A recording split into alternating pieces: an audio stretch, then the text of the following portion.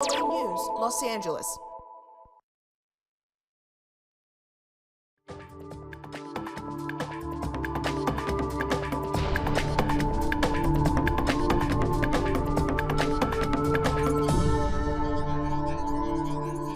ئەم کاتتان باش و بەخێربێنەوە بۆ بەرنامەی کورد کۆنێکشنی دەنگی ئەمریکا کە لە کەناڵی NRT-شەوە پەخش دەکرێت. لێرە لە واشنگتن کاتژمێر 8 بەیانیە لەگەڵ سڵاوی من هێرۆ زەنگەنە.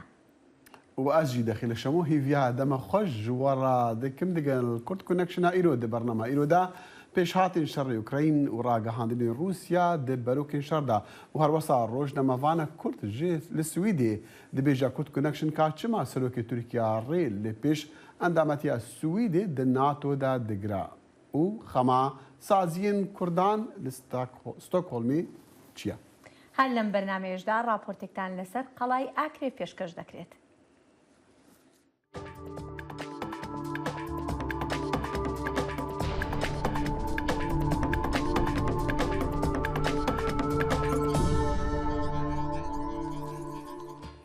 لباجار سيفيرودونسك لروشالات اوكراينا برخدانا اوكرانيان هناك لاواز دبالي هيزن وان لكيف جابرين خوا لديجي روسيا دفرك بيشا سازي دا باريزن كو شركي جران لور دقوما باريز غاري هريمي ايرو دوشنبه گوت هيزن اوكرايني هاول دا كو جهه خوا بگرن پشتي كوان گوتي وان نيفكا باجار شرط دا لباريز غاها لوهانسك جارك دي خستيا جير دستي خوا هيزين روسي إريشن خوا لسر نافندا دونباسي يا روشالات أوكراينا خورتر كرنا والي هريمي يعني والي هريما لوهانسكي جي تلفزيونا نشدماني را دي بيجاكو باريز فانين وان جبو دمك ديار كري إريشك دجبر بيك آنيا و نيفا باجار رزقار كريا لي نها روش جبوانا دیسان هەنێکی خراپ بووە.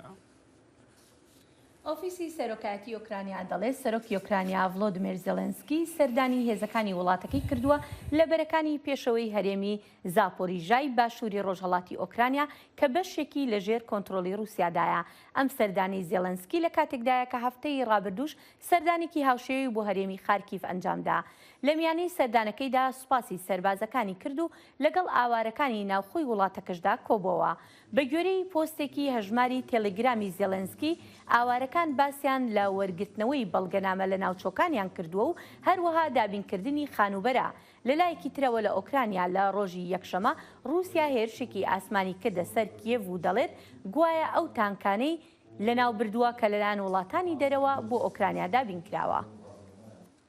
وزارة برفانيا روسيا ده يكشنبه قد كوان تانكنتي حفتي ودو وماشين وزريبوشن دنيا كروش آفاي داين لدورو برين كيفي جنافرنا إيغور كوناشينكوف بردفك وزارة برفانيا روسي دي بيجا كو هيزن عسمانيين روسيا تانكين كو ولاتين روشهلاتي أوروبا جي أوكراينا رهنارتين دنافن دكي أوتومبيلا دا بموشاكان جناف برنا كوناشينكوف جي هروسا قد هيزين روسيا لهريما أوديساي بالا فرق أوكرايني آن 26 كوچك كو آلاوين لشكري هل قرتبون خستيا خواري وزارة برفانية يا روسي جي ديمانين إريشان وشاندنا وزارة راقهاند كوان چپر و خالن چاکداری ین چاودیریا هزین چاکداری ین اوکراینجی ویران کرنا. هێزەکانی رووسیا جارێکی تر نێوەندی شاری لیسیچانسکی ئۆکرانیان بردومان کردووە. پۆلیسی نیشتیمانی دەڵێت بنکەکانی هاوکاریە مرۆیەکانیان تەخت کردووە. زانیاری زیاتر لەم راپۆرتەدا ببیستن. پۆلیسی ئۆکراینە یەکشەممە ڤیدیۆیەکی بڵاو کردەوە کە تێیدا شاری لیسانچاسک لە هەرێمی لۆهانسک نیشان دەدا دوای ئەوەی رووسیا تۆپبارانی کرد. ڕووسەکان لە شەودا جارێکی دیکە ناوەندی شاری لیسایچانسکیان تۆپباران کردووە. خانوبەرەکان و ناوەندەکانی خزمەتگوزاریە سەرەتاییەکان زیانیان پێگەیشتووە.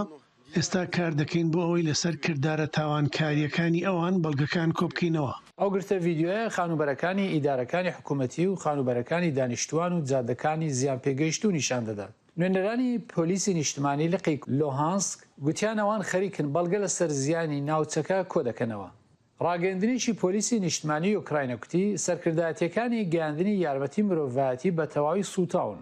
پۆلیسی داعای کرد کە زیاتر لە 40 کەس لەو خانوبەرانەدا دەژیان بەڵام هیچ زانیاری لەبارەی ژمارەی کوژراوان دابین نەکرد. سەرۆکی ئوکراینە ڤڵۆدیمیر زێلێنسکی لە وتاری خۆی بە بۆنەی تێپەڕبوونی سەدەمین ڕۆژی شەڕ لە هەڵسەنگاندنی خۆیدا چەند ڕۆژ پێشگوتی ئەو هەریمانی کە بە شێوەیەکی کاتی ئێستا لە وڵاتەکەماندا داگیرکراون بە تەواوی هەریمێکی وێران بوون کە رووسیا لەمبارەیەوە بە تەواوی لی بەرپرسیارە. ئەو بە ئاماژەکردن بە ڕاگەیاندنەکانی ئەمریکا، بریتانیا و ئاڵمان لەسەر پلانەکان بۆ ناردنی چەندین سیستەمی موشەکی تۆپخانە و سیستەمەکانی بەرگری ئاسمانی ئاماژەی پێدا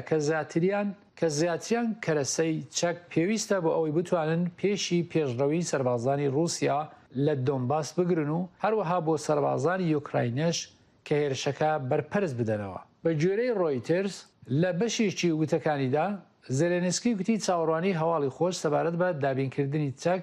لە لایەنەکانی هاوکاری خۆمان دەکەین و کار دەکەین بۆ ئەوەی سیستەمە پێشکەوتوەکانی شەڕ بۆ پلەیەکی بەرزتر برین. هەروەها ئاماژەشی پێدا کە رووسیا 1 لە 5 بەشی وڵاتەکەی داگیر کردووە کە کریمە و دۆنباسیش دەگرێتەوە کە لە ساڵی 2014دا گرتنی. لە دەمێک و وەزارەتە بەڕێوانیان رووسیاوان راپۆرت و ڤیدیۆیان دووەچینە سەرۆکی ئوکراینی دچا بەروکن شەڕ گەلۆ یوکراینی بخوا چ دەبێژن هەفکار ساڵح دەمیجەر لە پێش کۆنگرسی ئەمریکی بمەڕەیە ساڵح تە چ دەبیسی؟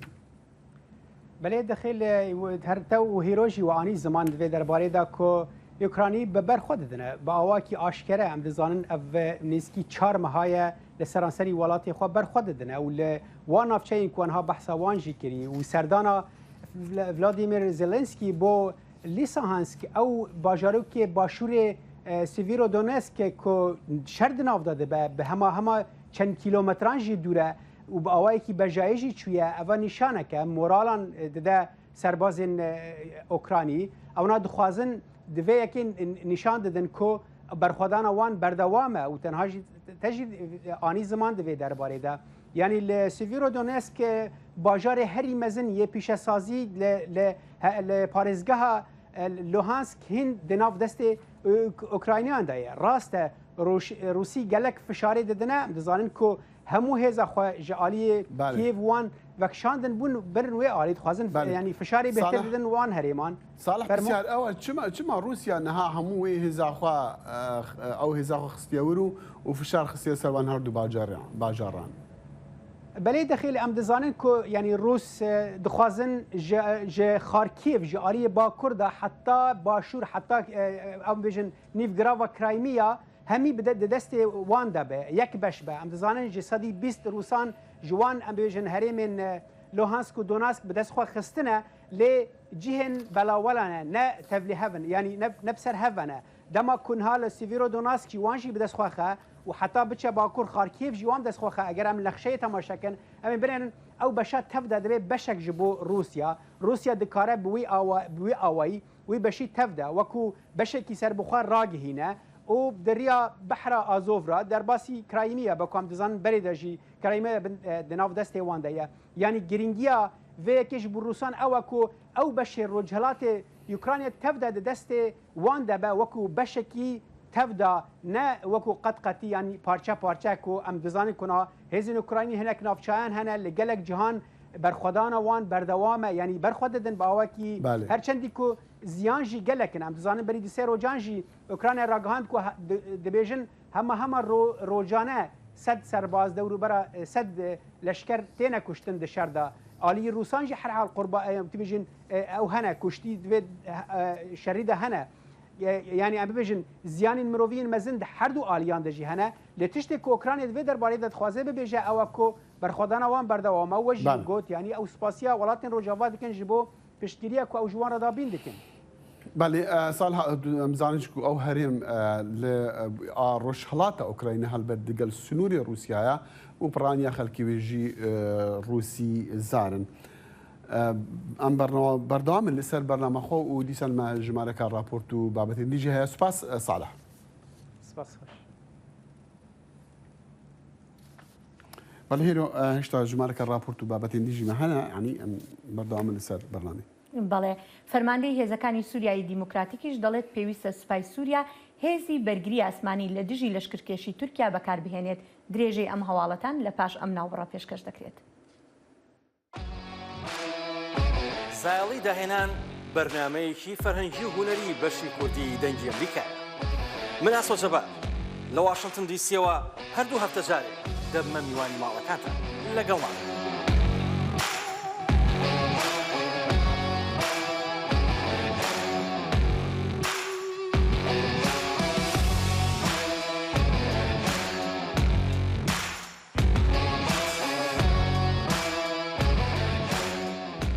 فەرماندەی هێزەکانی سووریای دیموکراتیک ڕۆژی یەکشەمە بە ئاژانسی ڕۆیتەرزی ڕاگەیاند هەسەدا لەلایەن ئەمریکاوە پشتیوانی دەکرێن لەگەڵ سەربازانی حکوومەتی سووریا هەماهەنگی دەکەن بۆ بەرپەرچدانەوەی هەر جۆرە لەشکرکێشیەکی تورکیا بۆ باکووری سووریا. هەروەها گوتیشی پێویستە دیمەشق سیستەمی بەرگری ئاسمانی خۆی لە دژی فڕۆکەکانی تورکیا بەکاربهێنێت. ئانکەرە سوورە لەسەر ئەوەی جارێکی تر هێرش دەکاتە سەر بەشێک لە باکووری سووریا کە لەلایەن هێزەکانی سووریای دیموکراتیک بەڕابەرایەتی کوردەکان کۆنتڕۆڵ کراوە. هەڕەشە نوێیەکانی تورکیا ئاڵۆزی پەیوەندەکانی باکووری سووریای کردوتەوە جێگای سەرنج لە کاتێکدا تورکیا یەپەگە بە ڕێکخراوێکی تیرۆریستی دەزانێت و هێزە کوردەکانی سووریا لەلایەن واشنگتنەوە پشتیوانی دەکرێن و هەروەها لەگەڵ حکوومەتی سووریا و رووسیای هاوپەیمانیشیدا هەماهەنگیان هەیە. ڕۆژی یەکشەمە مەزلوم عەبدی فەرماندەی هەسەدا ڕایگەیاند هێزەکانیان کراون بۆ کارکردن لەگەڵ سەربازانی سووریادا بۆ بەرەنگاربوونەوەی تورکیا، بەڵام گوتیشی پێویست بە ناردنی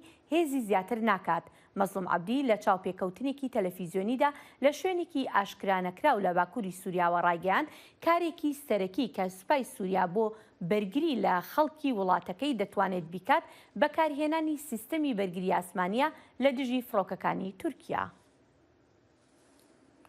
کردۆ باکسی ڕۆژنامەوان و نویسکاری کورد لە ستۆکهۆڵمی وەکا گەلێک شەرەزایەندی باوەڕ دکە و بەڕەتکردنا ئەندامەتیا سوید و فەرلەند ناتۆیەدا سەرۆک کۆماری تورکیا ڕەجەب طەیب ئەردۆغان دخوازە پشتگیریە ئەندامین دنیین ناتۆین وەکە ئەمریکا بەدەست بێخا و نیشان بدە و ئەو خودی دەستی بلندا دهندڕێ تورکێدا پێنگاوەک بڤی ئاوایژی هەلبەت دێ خزمەتاوی بکە دە هەلبژارتنین داهاتین تورکێدا. بەری چەند ڕۆژان لە ستۆکهۆڵمی ما بریز کورد و باکسی دیت و بەحس دگەل کرد. ئەردوغان دخوازە ناو پۆیتقا ناوخۆیە لە ناوە تورکیەدا پوانێکی قەزانج بکەش بەرک و ڕەوشە دۆڵاری پڕ خراپە ئەکۆنۆمیەوە پڕ خراپە دخوازت بتهدیدێکی ناوە ناتۆیەدا هەنێکی بێژێک و ئەوە ئەز بقوەتە دنیا من گۆداری دکێ گۆڕاندنێکی بخوازە لێ ئەس باوە ناکەم کو بەسەر بکەوە ئەساس پرۆبلەما ئەردوغان نە بە سوێد و نە فینلاندیەرە بە ناتۆرە هەیە یعنی ئەو دخوازێک و ناتۆ هەموو ئەمریکاژی تێدا یا یەپێگێژی وەکی ڕێخستنێکی تەروریست ئیلان بکرد و هەر وسایژی دخوازێک و ئەمریکا تەلەفۆنی وان بکە ینی ئەساسەن بێژن جۆ بایدن تەلەفۆنەیە ئەردوغان بکە و شخۆرە پشتڕژی جۆ بایدن هەرە تورکیە زیارەت بکە و ئەوژی وەکی معزەمێکی پرۆپاغاندێ دەنگدانە حەزیرانێدا نزیکتە ساڵا بێ بکردبینە ئەساس پرۆژە ئەردوغان ئەوێ. دیسانم ji birêz Kurd û pirsîn ka çima her kes di wê bawerê hêdaya ku Swêd û Finland dev ji bihayên xwe yên azadî û mafê mirovan bernadin dema behs were ser radestkirina siyasetvan û çalakvanên ku Tirkiya wana dixwaze. ji ber ku welatê Finlandiya û Swêd welatê dewletên heqûqî ne heqûq gelekî giring el vê dere mafê mirova şexsî jî kolektiv jî gelekî giring el vê dere. دویەمین جی مافێ ئاخافتنێ لە سوێد مەسەلاش 1966 vردە یاسایەکی بەتایبەتی دنیایدا هەری یەکەمین مافێ کتێب چاپکردنێ مافێ ڕۆژنامە چاپکردنێ مافێ خەبەردانێ لە سوێد دنیایدا یەکەمین جارێک یاسایەکی چێکردنێ ئەڤیاژ بۆ ئەردوغان نکارم قوربان بکرد مەسەلا و دویەمین جی سێمین جی و معنا گوتنە تەرمینۆلۆژیە تەرۆریزمێ بنووساندی و خەبەردان و تشتێ وسا وەک تەرۆریزم نابینن لە دنیایدا کەسێکیش خەینە ئەردوغان دنیا لە وڵاتێک تەنێ مایە کو ینی هەما بێژە گوتنە تەرمینۆلۆژیا تەرۆریزمێ بە گۆریا شرطی خۆ بخوازە بکێبینە یعنی لێ ئارتی ماقالێکی تو بنووسین ڕۆژنامەیەکی وەرە جەمە ڕۆپۆرتاژێکی بکە ڕۆپۆرتاژێکی دە فکری خۆ بێژم سە کورد و کوردستان و هەر شار بەشی کوردستان ئای سەر ئەمریکانی شتێکی دن ئەویان ناسوچێ بەس ئەو تشتێک مەژیتە دەهەیە تو بفکری ببێژی ئەردوان و یوکی سوچ دبینە بەس فینلاندیا و سوێد ئاژی وڵای ئەمریکا بۆ سوچ نبینە ئەوژی پرۆبلەمەکە برێز کورد و باکسی ji dengê Amerîka ragot jî ku çend çalakvanên Kurd nekevxweşin ji ber ku navên wan di mîdyayê de derketine ku Tirkiye dixwaze wana radestî Enkerê bikin. هەنێکی کورد دەترسن مەسا ناوی وان لیستا بچووکتە هەیە ئەم دەبێژن ها لیستێکی بچووک بنە ناوە دەرکێتیە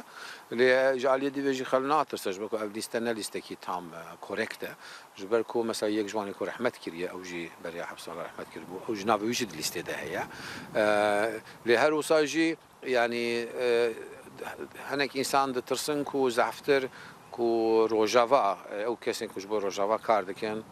ئەنجری خستنش بۆ ڕۆژاوا کار دەکەن وانا وەک تەرۆر ئیلام بکەن ئەو دوبووی ترسێکی بچووک هەیە لێ ئەس باوەڕ دەکەم تو سەبەبێکی و بترسن تنەیە یعنی ئەسوێد و فینلاندیا خۆش بۆی تورکیەش بۆی هەردووان زڵما لەسەر کووردا بەرێ دەدەزانن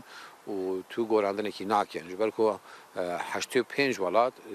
ئەندامێ کوالسیۆنا دژێ داعشەیە و ئەو 85 وڵات هەم لە کوەرژی ئیش ئالیکاری دەکەن هەمژی ڕۆژەوە ئالیکاریکردە بەروەیەکیژی ئەو تەرۆرە مەهۆرا تەرۆرێ زوو نادن سەر کووردا جارێکاتی تر Li dawî em ji Brêz Kurd û Baksî pirsîn ka çima giring e Swîd bibe endam di NATO da ev bersivawiya dayî bû. Ez bawer dikim giring e yani li Swêd tirsekî heye ku Rusya û Putin talûkene riskekî mezin heye ku nîzik te salek du salê dî eger ku şerê Ukraynayên goriya xewatşa çi dixwazin bi xwe bixin nava baskên NATO ji bo ku xwe baştir parastina xwe baştir bikin bi Fînlandiya re yani ev jî normal e wextê şer nîzikê mirov dibe erdê mirov dibe mirov xwe müdafaa dike Ev Kurd û Baksî bû rojnamevan û nivîskarê Kurd li Stockholmê berê çend rojan ji bo dengê Amerîka daxist. ئەندامەتی تورکیا لە هاوپەیمانێتی ناتۆدا بووە تایبەتمەندیەک بۆ ئەو وڵاتە کە ببێتە خاوەن هێزێکی دووڕەهەندی کە لە ڕووی هەم لە ڕووی سیاسی و هەمیش لە ڕووی لەشکریەوە بەڵام ئایا ئەمە بۆ مانایە دێت کە بگوترێت حکوومەتی تورکیا هەرچێکی بوێت بیکات بۆی بچێتە سەر سەرۆکی تورکیا داوا دەکات هەرێمێکی ئاسایشی بە قوڵایی 30 کیلۆمەتر لە باشووری سنوورەکانی خۆی دابنێت و هەروەهاش ژمارەیەک داواش هەن لە ئەندامانی ناتۆ تا داواکانی هەردوو وڵاتی سوید و فینلاند پەسەند بکات بۆ ئەندامەتی لە ناتۆدا.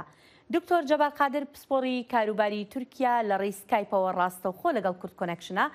دکتۆر سپاس بۆ ئامادەبوونت و یەکەم پرسیاریشم دەمەوێت لەسەر سیاسەتی تورکیا بکەم. زۆرێک لە چاودێران لەو بڕوایەدان ئەردۆغان یاریەکی سیاسی ئالۆز دەکات لە نێوان جیهانی ڕۆژهەڵات و جیهانی ڕۆژاوادا. بەڕای تۆ تاکەی دەتوانێت بەردەوام بێت لەسەر ئەم یاریە سیاسیە؟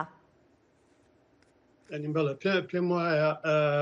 پەیوەندی نێو دەوڵەتی ئاڵۆزەکان دەرفەتێکی زۆری بۆ ئەردۆگان دروست کردووە کە بتوانێت ئەو یاریە بکات چکە ئێستا هەموو لایەک هەوڵەدەن وەکو دەڵێ دڵنەوایی بکەن هەموو لایەک هەوڵەدەن لێی نزیک ببنەوە و کەڵک لە پێگەی تورکیا وەربگرن لەلایەکەوە ناتۆ هەوڵەدا بە هەموو شێوەیەک رازی بکەوە لەلایەکەی تریشەوە رووسیا زوو هەندێک ئیماژی دەداتێ و هەندێ داخوازی ڕەنگێ هەم ڕۆژاوە هەم رووسیاش بۆی جێبەجێ بکەنەوە بەشێک لەم داخوازیانەی بەداخەوە بە زیانی کورد دەشتێتەوە. بەڵێ باشە دکتۆر هەروەکو ئاماژەم پێکریانی تورکیا پەیوەندیشی کردووە هەم بە رووسیا و هەم بە وڵاتە یەکگرتوەکانی ئەمریکاشەوە بۆ باسکردنی ئەو هەرێمەی کە دەیەوێت بە دای بمەزرێ هەرێمێکی ئاسایشی دابمەزرێنێت ئێمەش دەزانین هەم سووریا و هەم ئەمریکا ژیانی ناکۆکیەکیان هەیە لە سەر سووریا ببوورە هەم رووسیا هەم ئەمریکا هەم لەسەر سووریا و هەم لەسەر ئۆکرانیاش ناکۆکیان هەیە جا تۆ پێت وایە ئەم داوایی تورکیا بەلای کامیانەوە گرنگە یعنی کە ئەم داوایە بۆی بچێتە سەر یاخود ئەم هەرێمە لەوێ دروست بکرێ بەلای ئەمریکاوە یا بەلای رووسیاوە؟ لەو ناوچەیە کە ئەردۆگان بەتەمایە ئەو شوێنە ئەو گۆڕانە دیمۆگرافیە بکات چکە باس لە جێنشینکردنی 1 ملیۆن ئەوارەی سووری دەکات لەو ناوچانە لەو ناوچانەیە باڵادەستی بۆ رووسایە نەک ئەمریکا وەکو دەزانین ئەمریکا لە ڕۆژهەڵاتی فراتەوە زیاتر لەوێ و تورکیاش ئێستا باسی زیاتر ڕۆژئاوای فرات دەکا و لەو ناوە وەختی خۆی ڕێگەی پێدرا هەر ڕووسەکان ڕێگەیان پێدا ئەمریکەکانش لە لایەکی ترەوە هەندێک ڕێگەیان پێدا بۆیە یان مەترسی ئەوە هەیە کە ڕێگەی پێ بدرێەوە ئەردۆگان هەوڵەدا لەم ئەز قەیرانە نێودەوڵەتیە ئەوەی بۆی دەکرێت بیکات طبعاً داخوازیەکانی وەکو دەڵێ بنمیچی داخوازیەکانی زۆر بەرزە ئەو دەزانێت زۆر لەو شتانەی داوای دەکات بۆ نمونە کۆمەڵێ کورد کە هاوڵاتی سویدن ئەوانە ڕادەست ناکرێنەوە بەڵام ئەو لەوە تێدەگا کە سوید و فینلەندا لە کۆتاییدا ڕنگ بێ کۆمەڵێک نەرمی بنوێنن و چالاکی ئەو ڕێکخراوانە ڕاکراوە کوردیانە بەرتەست بکەنەوە ئەوە بۆ ئەو لەم کاتەیە ڕنگ بێ خاڵێکی گرنگ بێ و هەوڵی ئەمەش وا دەکا ئەو وڵاتانش کە هەوڵیان دەدا زیاتر لە کورد نزیک ببنەوە جارێکی تر بە حسابەکانی خۆیاندا بچنەوە و هەڵبەتە ڕەهەندی نێوخۆی تورکیا ڕەهەندێکی زۆر گرنگە چکە ئێمە دەزانین دوای ساڵێک هەڵبژاردنێکی چارەنووساز لە تورکیا هەیە و ئەردۆگان دەزانێت کێشەکان زۆر گەورن و ئەگەر هەندێک کردەوەی گەورە نەکاوە کاریگەری لەسەر کۆمەلگای تورکی دروست نەکا ڕنگ بێ زیانی گەورەی پێ بکە لەو هەڵبژاردنەیە هەرچەندە هەموو ئیماژەکان باس لەوە دەکەن کە ئامادە نابێ دەسەڵات ڕادەست بکا بە ئاسانی. بەڵێ دکتۆرە وەکو باسمان لەوە کریانی ئەردوغان بابلین سەرێشەیەکی بۆ ناتۆش دروست کردووە وەکو ئاماژت پێکری ئێستا ئەو داواکاری فینلاند و سوید دەڵێ قبول ناکاتاوەکو داواکاریەکانی ئەو جێبەجێ نەکرێت باشە لە بەرامبەردا ناتۆ دەتوانێت لەگەڵ تورکیا چی بکات؟ پێم وایە ئەوەندە نەرمیان نواندووەوە ئەوەندە پێویستیان پێەیە تورکەکانی هەڵبەتە ئەمە زۆر باش دەزانن وە خەڵکیان هەیە و بیری لێ دەکەنەوە ئەو استراتیاجیانەدا دەنێن واتە هەروە ئەو هەڵوێستە توندانە پیشان نادا بە پێچەوانەوە هەڵوێستەکانی وا دەکەن کە هەموو ئەو وڵاتانە حسابی زۆر بۆ دەکەن چکە دەزانن کۆمەڵێک کارتی بەدەستەوەیە ئێستا بە تایبەتی لە نێوان رووسیا و ئۆکرانیا و لەسەر دەریای ڕەش و ئێستا لەم ڕۆژانەیە ئەو مانەورەی کە وڵاتانی ناتۆ دەیانەویست لە دەریای ڕەش بیکەن تورکیا دەیەوێت ڕێگە نەدا بە پێی ڕێکەوتنامەی مۆنتریۆ کە باس لەوە ناکە و دوای ئەوە لە ناتۆیە هەیە کە ئەو بڕاردانی مانۆڤر ئەوە بە شێوازێکە کە هیچ دەوڵەتێک بەتەنیا ناتوانێت وەکو دەڵێ ڕای بگرێت. بۆیە پێم وایە هەم ناتۆ هەم رووسیا کۆمەڵێ نەرمی دەنوێنن و بە کۆمەڵێک لە داخوازیەکانی ئەردۆگان ڕازی دەبن هەڵبەتە باشە تۆ پێ دوایە داخوازیەکانی ئۆردۆکان وەکو دەزانین داواکردنی هەندێک کەسە ینی لە وڵاتانە لە فینلەندا و سوید کامە بریتین لەوانی سەر بە فەتحوڵا گولێن و هەروەها کوردیشی تێدایەدا تۆ پێ دوایە ئەم وڵاتانی ئەوروپا کە سوید و فینلەندان دەستبەرداری بەها مرۆیەکان ببن و ئەو کەسانە ڕادەست بکەن لە بەرامبەر ئەوەی کە تورکیا ئەندامێتیان پەسەند بکات؟ ڕنگ بێ ئەوە کەمترین داخوازیەکە بێ بەڕاستی باشترین بەڵگەش ئەوەیە وەکو کا کوردۆی شووتی ناوی بەڕێزێک دکتۆر سراج بلگین کە 7 ساڵە کۆچی دوایی کردووە لەو لیستەیە هەیە واتە ئەو لیستە کارێکی زۆر جددی نییەوە بەو شێوەیە بیری لێ ناکرێتەوە کە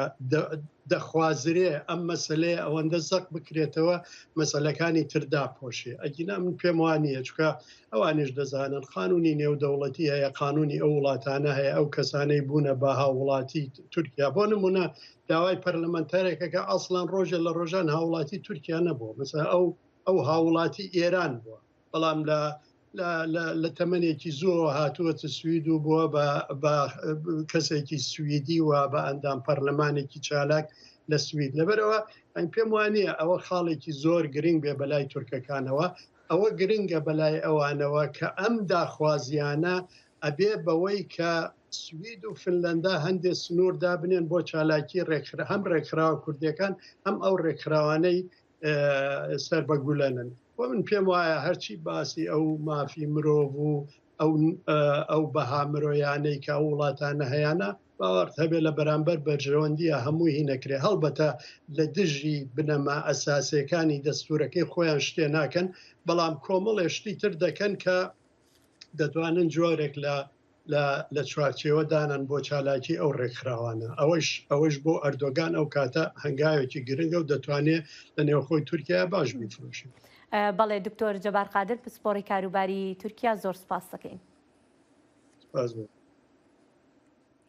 هەڤالبەندیە دموکراسی لە ئەنکەرە کۆنفرانسێک بە ناوێ بیرکردن هزرکردن ڕاستی و ڕوبڕووبوونا پاشەڕۆژە تورکیە لە دارخست دەڤی کۆنفرانسیدا ڕاستیە دەوڵەتە ترک ڕاستیە پرسگرێکا کوردان و گەلک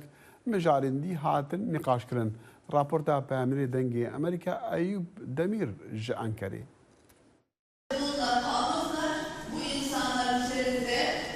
L'Ankara jali İttifaka Demokrasi Kutêda HDP,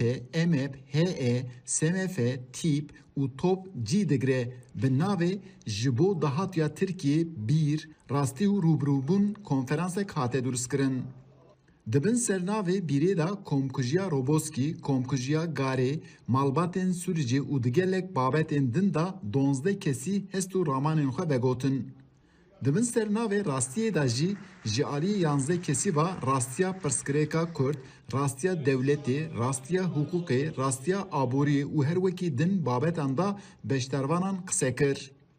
Dibin sernavê rûbirûbûnê da hevserokê giştî yê HDP Mîta Sancar û 6 kesên din dîtin û ramanên xwe vegotin.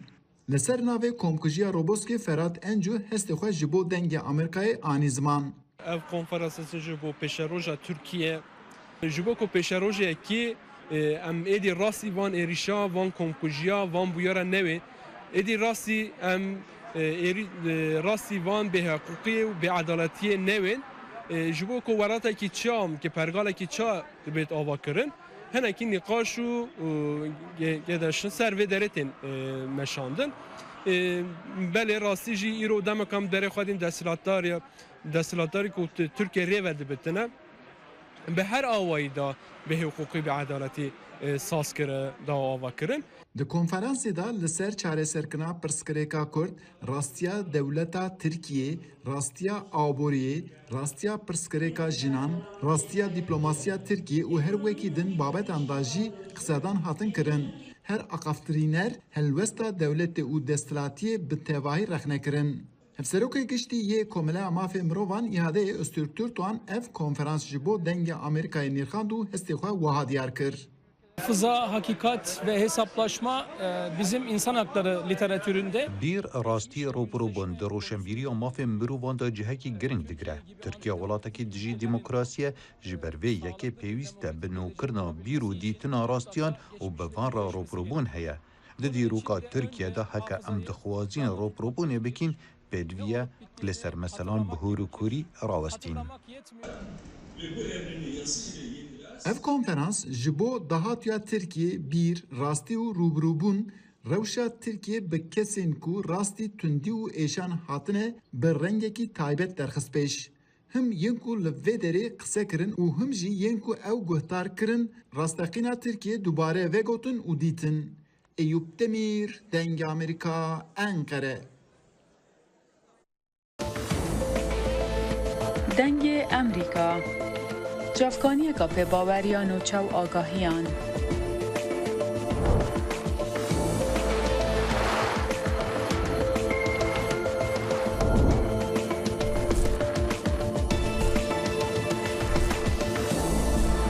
Birêya malper û platformên mîdya civakiya Dengê Amerîka bala xwe bidin pêzanîn û nûçeyên cîhanê.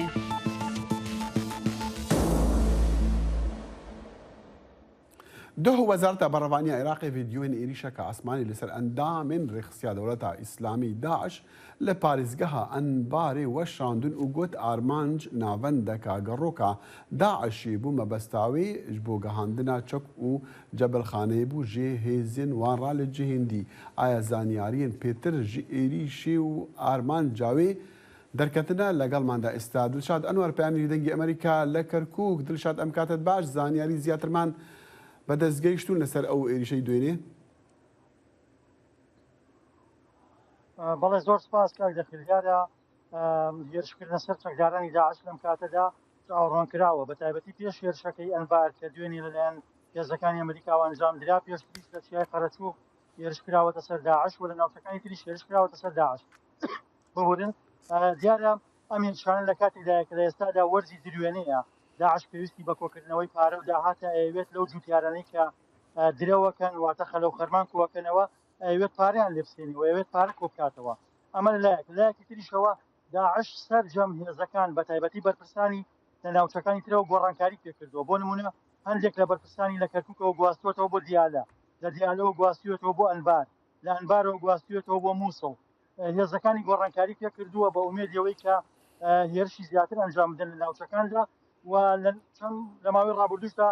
هێزە عراقیەکان هێزەکانی پێشمەرگەشت لەو ناوچانی کە بۆشایی ئەمنیان تێدایە ئۆپەراسیۆنی هاوبەشیان ئەنجام داوە لە ناوچانە بەڵام ئەوەی کە لە ئێستادا هەیە داعش لەبەرەوەی کە داهاتی لەدەستداوە لەبەرەوەی کە ئەو ناوچانی کە لەژێر کۆنترۆڵیا بوو بە تایبەتی کە نەوتی لەدەستدا بوو بە تایبەتی کە ناوچەی لەژێر کۆنترۆڵدا بوو لەو ڕێگەیەوە داهاتی کۆکردەوە هەمووی لەدەستداوە بۆ ئێستا داعش پارە لە خەڵکەسێنیە لەم ڕێگەیەوە ئەوێ لە وەرزی بۆکردنەوەی خەلەو خەرمانە با بڵێن پارە کۆبکاتەوە ئێستا هێزەکانی تەنەقولات پێەکە ئەی گوێزێتەوە شەکە گوێزێتەوە بە ئومێدی هێرش لێنێکە دەشات ئەماوەیە جوڵەی داعش چۆنە و لە چ ناوچەیەک بەهێزترا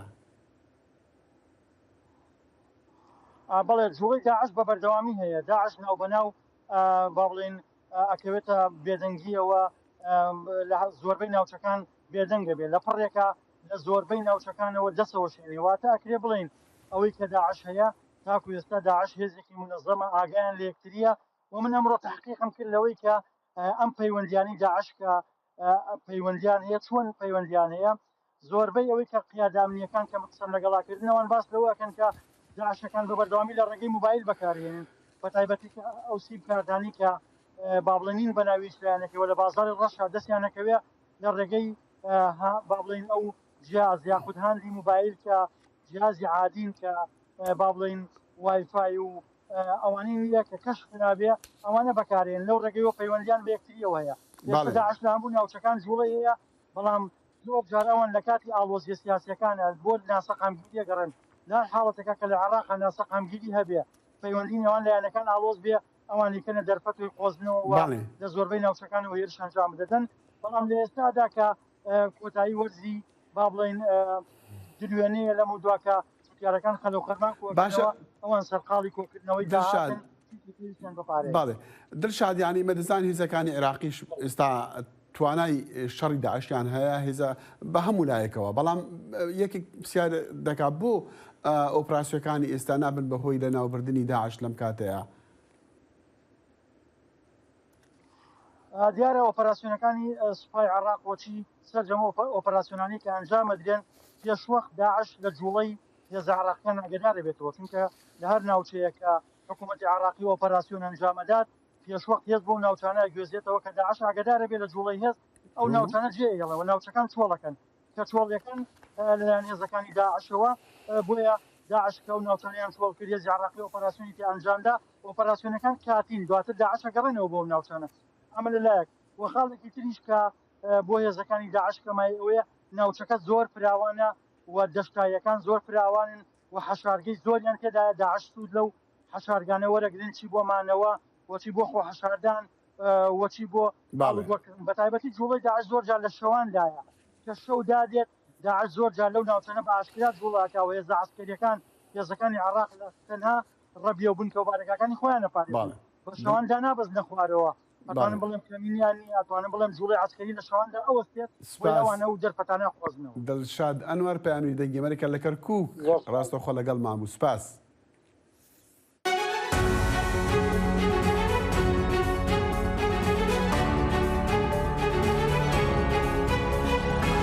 چاوی واشنگتن بەنامەیەکی هەفتانەیە لە بەشی کوردی دەنگی ئەمریکاوە ئامادە و پێشکەش دەکرێت من بەڵێن ساڵح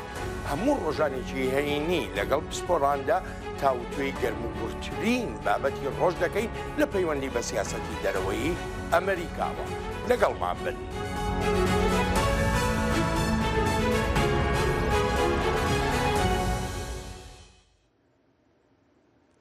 پۆلیسی ویلایەتی تێنسی دەڵێت بەلایانی کەم 3 کەس کوژراون و دەیان کەسیش بریندار بوون پاش دروستبوونی شەڕەتەقەیەک و هەڵاتنی ئۆتۆمبیلەکان. ئەو ڕووداوە کوشندەی ڕۆژی یەکشەمە کەمتر لە 2 کاتژمێر پاش دەستڕێژێکی گولە لە شاری فلادێلفیای ویلایەتی پێنسیلڤانیا ژوویدا کە لەو هێرشەشدا بەلایانی کەم 3 کەس کوژران و 11 کەسیش بریندار بوون. لە ڕووداوەکەی تێنسیدا بەرپرسی پۆلیسی شاری چەتەنۆگا ڕایگەیاند لە ئێستادا دەتوانین پشتڕاستی بکەینەوە 14 کەس بە گولە لێیاندرا و 3 کەسیش کەوتونەتە ژێر ئۆتۆمبیلەکانەوە. ئەو گوتیشی بریندارەکان بەلایانی کەم کەسێکی ژێر تەمەن 18 ساڵیشی تێدایە و چەند کەسیش لە بریندارەکان لە ڕەوشێکی تەندروستی خراپدان. ئەمەش پاش ئەوە بوو کە کۆمەڵێک چەکدار لە شاری فلادێلفیای ڕۆژهەڵاتی ویلایەتی پێنسیلڤانیا تەقەیان بە ئاراستەی قەرەباڵغیدا کرد و لە ئەنجامدا 3 کەس کوژان و 11 کەسیش بریندار بوون. لێکۆڵەرەوی پۆلیسی فلادێلفیا DF پیس بە دەستگای ڕاگەیاندنە ناخۆیەکانی وت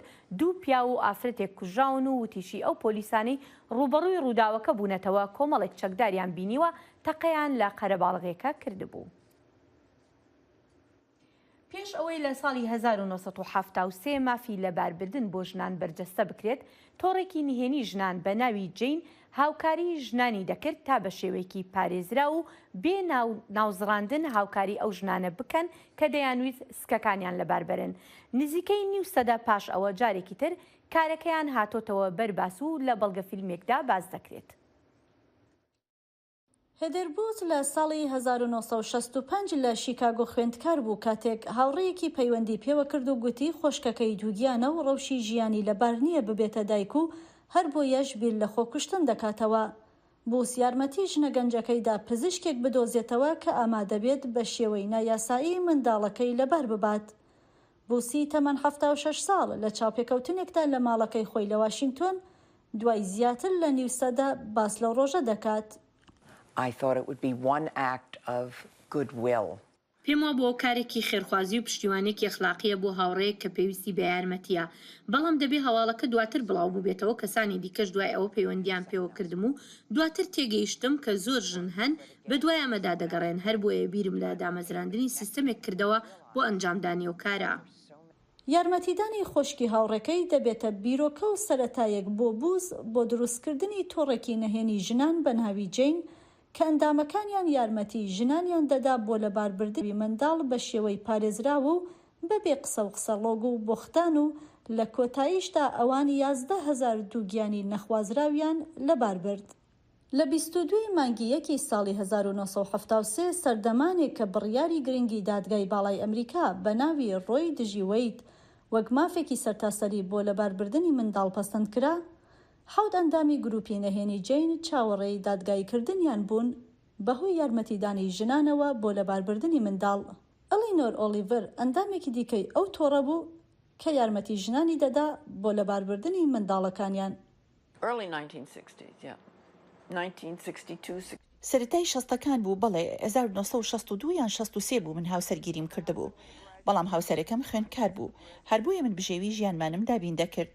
دەزانیت کاتێک بتوانیت هەڵبژێریت دەشتوانی بە دڵخوازی خۆت پلانی ژیانت داڕێژیت، بەڵام کاتێک نەتوانیت خۆت هەڵبژێریت ئەوە خراپترین کار دەکەیت. ژنان ئەو کات بۆ لەباربردنی منداڵی نەخوازراوی ناوسکیان ڕویان لە هەر ڕێگایەکی نایاسایی دەکردەوە و ئەندامانی تۆڕی جین دەڵێن زۆر جار هەندێک کەسی بەرژەوەندی خواز و پارەدۆز بەبێ ئەوەی بیر لە تەندروستی ژنان بکەنەوە و بە شێوەیەکی دوور لە پرەنسیپی ئەخلاقی ئەو کارەیان بۆ ژنان دەکرد و هەر بۆیەش ڕۆڵی تۆڕی جین بۆ ژنان لەو سەردەمەدا زۆر گرنگ دەبێت و ژنانێکی زۆر ڕوویان تێدەکەن. ئێمە هیچ بێهۆشکەرێکمان نەبوو، بۆیە کارەکە بێ ئازار نەبوو. ئێمە ئامادەمان دەکردن و پێمان دەوتن چۆن هەناسە بدەن و چۆن ئارام ببنەوە و تا دەمانتوانی یارمەتیمان دەدان. ماوەیەک پێشستا هەندێک بەڵگە بڵاوبوونەوە کە لە دادگای باڵای ئەمریکاوە دزەیان کردهبوو سەبارەت بە هەوڵی ئەو دادگایە بۆ هەڵوەشاندنەوەی یاسای مافی لەباربردنی منداڵ کە بە ڕۆی دژی وەید ناسراوە و 50 ساڵ پێشستا پەسەند کراوە. لەباربردن ناوەستێت ئەوەی ڕوودەدات ئەوەیە کە ژنان دیسانەوە ڕوو لە ڕێوشوێنی زیانبەخش و نایاسایی دیکە دەکەن بۆ لەباربردن یان دەچنە ئەو ویلایەت و شوێنانەی کە لەباربردن تیاندا قەدەغە نییە. بڕیاری کۆتایی دادگای باڵای ئەمریکا سەبارەت بە یاسای لەباربردنی منداڵ لە ئەمریکا بڕیارە کۆتایی مانگی 6 یان سەرەتای مانگی 7 ڕابگەێنرێت و ئەگەری هەڵوەشانەوەی ئەم یاسایەش بووەتە مایەی نیگەرانی لای داکۆکیکارانی مافەکانی ژنان. سەرۆکی نوێی کوریایە باشوور سۆز داک و دێ هەڵوێستە تونتر لە هەمبەر کوریایە باکوور بگرە لە دەمێ کوریایە باشوور و ئەمریکاژی پێک ڤە دە مناوەرەیەکەدا هەشت موشەکن مەودادریش ئاوێتین. ڕاهێنانە لەشکریە هەڤبەش بەرسڤەک بووژ و لە هەمبەر ئاوێتنە موشەکن دۆ بوو لە هێلا کوریایە باکوورڤە لە گۆڕەی ئاژانسا نوچەین یۆن هۆپێ ئارتێشا کوریایە باشوور گوتیە کو کریارên wê nîşan dide ku wana şiyan û amadebûn heye ji bo pêkînana êrişekê li dijî Kuryaya Bakur eger pêtivî bû. Serokê Kuryaya Başûr Yoon Suk-yeol ku mehekê berî niha ketî desthilatê bi Amerîka ra li hev kiriye ku munawereyên leşkeriyên hevbeş bikin ji bo qeyîmkirina şiyana berevaniyê. پارتی پارێزگارانی بەریتانیا دەنگدانی متمانە لەسەر سەرۆکوەزیرانی وڵات بۆریس جۆنسن ئەنجام دەدەن کە دەشێت ببێتە هۆی لە کارخستنی. گراهەم برادلی کاربەدەستی پارتەکە ڕایگەیاند ژمارێکی بەرچاو نامەی لە یاسادانەرانەوە پێگەیشتووە کە داوای دەنگدان لەسەر ڕێبەرایەتی جۆنسن دەکەن. ئەو گوتیشی ئێوارەی دووشەمە دەنگدانەکە لە پەرلەمانی بەریتانیا ئەنجام دەدرێت ئەگەر جۆنسن دەنگەکانی لە نێوان 359 ئەندام پەرلەمانی پارتی پارێزگاراندا لەدەست بدات ئەوە وەکو ڕابەری پارێزگاران و سەرۆکوەزیرانیش دەگۆڕدرێت و ئەگەر بیباتەوە ئەوە هەتا ساڵێکی تر ڕوبەڕووی ئاستەنگێکی لەو جۆرە نابێتەوە. و لە باشی ڕۆژهەڵاتی نیجیریا دۆ یەکشەمێ چەکداران ئێریش کرد سەر کەنیسەیەکە کاتۆلیکان گولە بەردان سەر ئۆلداران و بۆم تەقاندن دە ئەنجامدا بدەهان کەس هاتنە کوشتن. چەکداران کەنیسەیە کاتۆلیک ئاساند فرانسیس ئالێ ئەیالەتە ئۆندۆ کردنە ئارمانج دەماکو ئۆلدار دۆ یەکشەمێ لور جڤیاین دناف مریاندا زارۆک ژی هەبوون. چەکداران قەشەی کەنیسەیەژی ڕەواندیە. ڕایەداران ژمارە مریان یا درست یا فەرمی ئەشکەرە نەکریە لێ هەریکێم پێنجی کەس هاتنە کوشتن هەرچەندە کەسێن کو دێ کەنیسەیەدا دەبێژن ئەف ژمارە ڕەنگە بتر بە ڤیدیۆین کو ji cê êrişê xuya dikin nîşan didin ku perzdvanên kenîseyê di nav golên xwînê de razayne dema ku mirovên li dora wan jî qîrî û giryanê dikin. Brian Valéry zo 57 salî ye ew solbend e û di 18 saliya xwe de ji Ekwadorê hatiye Amerîka. Ev 29 salin ew karê solbendiyê û pêlavên kaboyî çê dike. Karsaziya wî gelkî piçûka lê li dema pandemiya Covid de jî wê têkoşîna xwe her berdewam dikir. Lê dîsan jî ew keyfxweş e li Amerîka binecih bûye. Raporta Sinan Tûjdemîr ji New Yorkê. Li bajarê Newyorkê li taxa Manhattanê mirovekî koçber ev 39 sale him solan çêdike û him jî temîr dike. Byron Walarezo niha 57 salî ye û dema ku 18 salî bûye ji Ekvatorê hatiye Amerîkayê. Ew wî nizane çi bike, lê dizane ku divê ji xwe re karekî bibîne. Di dikanekê solan da dest bi paqijiyê dike. Paşê jî hêdî hêdî çêkirin û temirkirina solan hîn dibe û ew 20 salê jî xwediyê dikana xwe bixwe ye. Actually, in my country, I'm an accounter. So, Ez li welatê xwe hejmariyar bûm lê min ew kar bi dest nexist. Min jî di dikana solan de karek dît û erd paqij dikir. Di serê min de her tim hînbûna çêkirina solan hebû. Min temaşe dikir û hêdî hêdî fêr bûm. Ostayekî minî îtalî hebû wî gelek tişt nîşanî min da. Paşê jî min hez kir got bi tenaserê xwe karê xwe bidomînim. Byron dikana ku ewlê dest bi kar dike solên koboyan çêdikin. Lê dibêje çêkirina solên koboyan pir zehmet û biha ye. Ji ber vê jî ew pirtir solên koboyan temîr dike. Lê eger daxwaz hebe dîsa jî solên koboyan çêdike.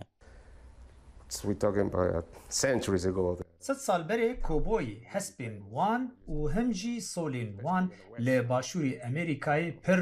popüler bû. Lê niha solên koboyan bûne moda. Ev solana karekî pir hûrgilî dixwazin. Ji ber vê yekê jî ew bihane. Ez 29 sala ئەوی کاری دکم هەرتم سۆلین کوبۆیان دێن دکانا من قەت ji holê ranabin.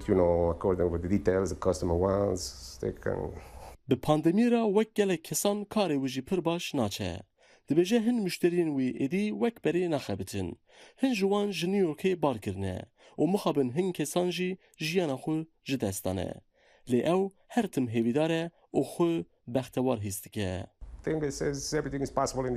Ez dikarim evê bêjim li vî welatî her tişt mumkin e. Ez her tiştî li vir hîn bûm. Ez ji bo vî karî neçûm dibistanê. Xwedê Amerîka biparêze. Di cîhanê de her tişt pir bilez û bez diguhere. Wek mînak, gelo wek berê der û dora me temîrkarên solan mane û em wek berê solên xwe dibin temîrkaran. Lê çi dibe bila bibe, divê di wan demên pandemiyê de dikanên piçûk werin parastin. Sinan Tunçdemir, Dengê Amerîka, New York. قشلا ئاڤاهەیە کەڤنا ئاکرێ بەری 300 ساڵان لە سەردەمی عوسمانیان هاتیە ئاواکردن ئەو بارەگایەک لەشکەری بووە خەڵکی ئاکرێ نەتنێ دەخوازن قەشلا بێ نوژەنکردن لێ هەموو شوێنەوارن ئارکۆلۆژیک بێن نوژەنکردن داکو گەشتیار بکارە بن سەردانا هەرێماوان بکن راپۆرتە کاوە عومەر هەردەمێ te qesta akirê kir ku li navenda bajarê kevin dê qişla akirê kevîte ber çavên te ku ji avahiyekê duqat pêk hatiye û ji dehan jûra. Qişla akirê beriya zêdetirî 300 salan li serdemê Osmaniyan hatiye avakirin û wî demî baregayên serbazî têda akincî bûn. Jê derên dîrokî wesa diyar dikin ku beriya serdemê Osmaniyan ev avahiye hebû lê bi nexş û dîzaynekê gelek kevintir. Ev avahiye li ser rûberê 1400 lêter çarpûşehatiye drûstkirin du tabeqa nêzîkî 40 xorfane. Fe em daxwazkin ku ji lay Hikûmeta Herêma Kurdistanê bûceyekê dê bû bête mazaxtin ji bo yekê ku em şêweyekî giştî avahiye qişla akirê temam bikin û bête nûjenkirin bikin egerê wêkê ku موقع ببریا شینوار و کلپورین آکره به همانگی دیگر ببریا شینوارین پارێزگەها دوو کە دەست بەکار نوێژانکردنەوەی هاتێکردن و کار لەسەر بەردەوامە